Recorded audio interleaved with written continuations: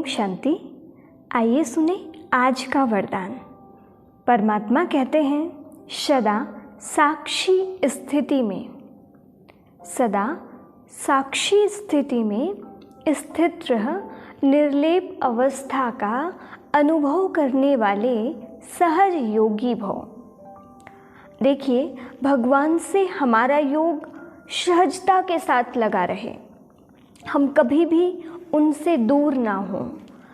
तो भगवान ये वरदान देते हैं और कहते हैं, क्या करोगे जिससे आपका योग लगा रहेगा।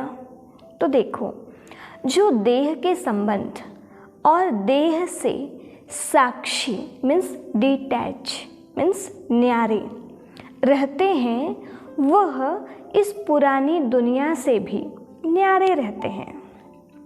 यहाँ है पर यहाँ के प्रभाव से प्रभावित नहीं होते। ऐसा भी समय आ रहा है, सुख का, दुख का, निंदा हो या फिर प्रशंसा हो, हानि हो या लाभ हो, किसके ऊपर प्रभाव नहीं पड़ेगा? जो न्यारे हैं। न्यारे कौन रहेगा? जिन्हों को ईश्वर से प्यार हो जाएगा, कोई दूसरी चीज़ें ज़्यादा अच्छी लगने लगेंगी जो इस संसार की नहीं है।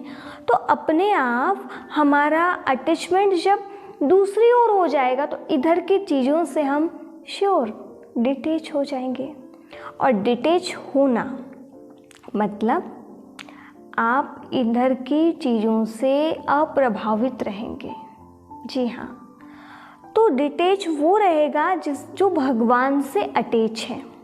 तो देखिए, देह से न्यारा, देह के संबंधों से न्यारे, तो संसार से न्यारे। वे संपर्क में आते हुए भी लिप्त नहीं होते, सदा उनकी याद में रहते हुए इधर कार्य व्यवहार में आते हैं। देखते हुए भी सदा न्यारे रहते हैं, देख रहे हैं, खा रहे हैं, पी रहे हैं, परंतु उसमें लिप्तता नहीं है। उससे उनकी जो बुद्धि है वो ऊपर उठ चुकी है। नहीं तो यदि ऊपर नहीं उठी होती है तो हम उन्हीं चीज़ों में परेशान हो रहे होते हैं। सदा न्यारे और प्यारे रहते हैं।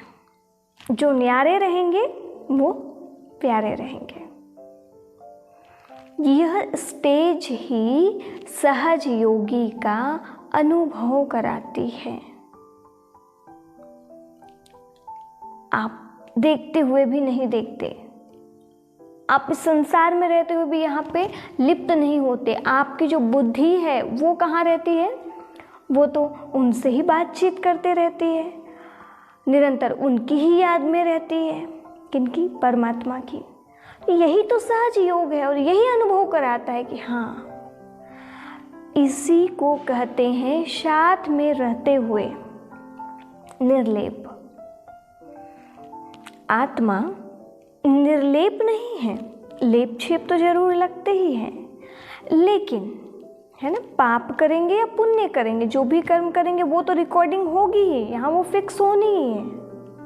ये हम नहीं कह सकते हैं कि भाई हमने कुछ भी किया, हम पे तो कुछ हुआ ही नहीं। जी नहीं, हमारे कर्मों के अनुसार ही हमारे संस्कार बनते हैं और वही हमसे व्यक्त होते हैं। तो हम हैं सब में, पर सहज योगी हैं, भगवान की याद में हैं, तो इन सब चीज़ों से निर्लेप हैं। देह अभिमान खत्म, आत्म अभिमान की अवस्था ही निर्लेप अर्थात माया के लेप व आकर्षण से परे है। आत्माभिमानी अवस्था मतलब जिसके ऊपर माया का कोई प्रभाव नहीं पड़ता, कोई दुनिया की चीज़ें उन्हें अपनी तरफ प्रभावित नहीं करती हैं, किसी भी प्रकार की चीज़ों से वो कभी डिस्टर्ब नहीं होते हैं, कभी उनके अंदर कई प्रकार के व्यर्थ विचार नहीं आते हैं। इस अवस्था में रहने वाले माया के वार से बच जाते हैं। कहते हैं, मैं एक आत्मा हूँ, शरीर मेरा वस्त्र है, मैं जिनके साथ रहती हूँ वे मेरे सभी आत्म भाई हैं। रिश्ते में कोई पत्नी है, कोई बच्चा है, कोई बहू है, कोई बहन है, कोई भाई है, जो भी है ना। लेकिन याद रखिए, हैं तो सब आत्म रूप में भाई भाई। यदि आप आत्मधर्म में टिके रहेंगे तो आप सदा इनको देखेंगे कि ये अभी इस जन्म में मेरा पत्नी बनकर के रोल प्ले कर रही है, ये मेरा बेटा बनकर के आया है इस खेल में, है ना। लेकिन ओरिजिनल में ना तो पिछले जन्म में ये मेरी पत्नी थी और ना तो मेरा इनसे कोई बेटे का रिश्ता था, कुछ और रहे होंगे, हो सकता है। परंतु हम इनको कहते हैं कि यही सब कुछ है। जी नहीं,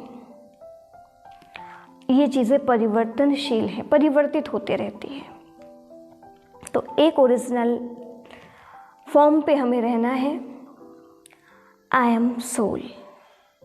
और जो भी लोग हैं मेरे आसपास, जितने भी हैं, मेरा जिनके साथ जो भी रिलेशन है, ये सब भगवान के हैं, ये मेरे आत्मा भाई हैं।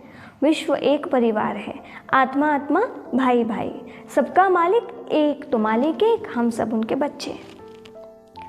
तो आप सदा इन चीज़ों में, हम कहें कि उलझेंगे नहीं, सदा आप उनको निभाएंगे भी, निभाना तो है ही, अच्छे से निभाना है, लेकिन आप लिप्त नहीं होंगे, आप निर्लिप्त रहेंगे।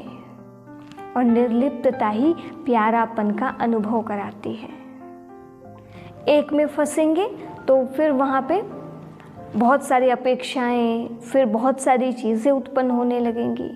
तो हमें उस किसी एक पर्टिकुलर व्यक्ति में नहीं फंसना है, बल्कि हमें सभी को एक जैसा देखना है और एक ईश्वर के प्यार में, एक ईश्वर के संबंध में उन्हें अपना हम सब कुछ मान सकते हैं, उनके साथ हमें अटैच हो जाना है। यही जीवन जीने का, जीवन में सफल होने का, खुशनुमा जीवन जीने का सुंदर सा सूत्र है। यही ईश्वर का वरदान है कि बच्चे निर्लिप्त रहो, मुझसे लिप्त रहो, तो दुनिया से स्वतः ही आप निर्लिप्त हो जाएंगे। ओम शांति।